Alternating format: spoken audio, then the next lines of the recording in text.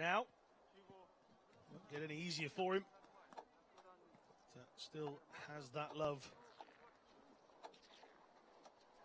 Skarstein's 2.5k time did come through eventually, 8.18, which means that the Norwegian was in third, but they're starting to come through now, so that's the first time allotted. This is Kendall Gretsch.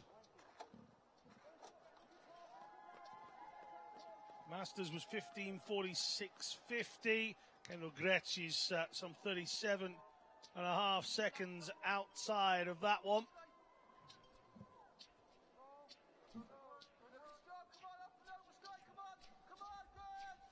We'll wait for the third athlete to enter the home straight, if you will.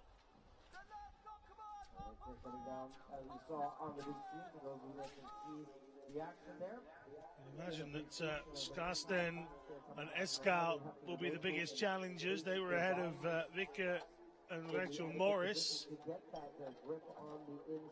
Men's event still very much in the earlier stages. It's Eskal. She's also a gold medalist at the Paralympic Games in cycling, paracycling.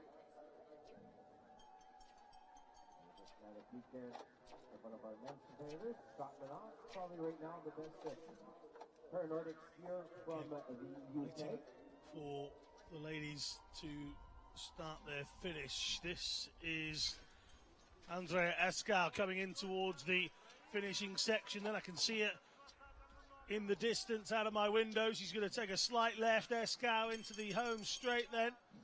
How will she affect the title here in our first race? Masters 15:46.5 has the lead. Kendall Gretsch was behind by some bit. 16:13 was her time. This is the German Eskal. Right here, we were talking about her a few seconds ago. There she is at the multi-medalist of the Paralympic Games in paracycling and pushing towards the line.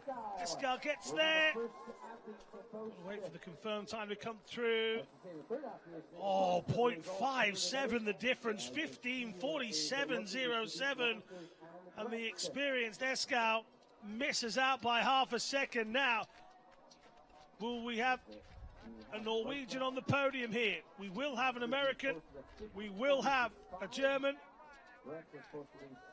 Can Skarstein get in front? Eskal's time has been amended on my screen. I'll have to come back to you on that one because it looks a little out of place.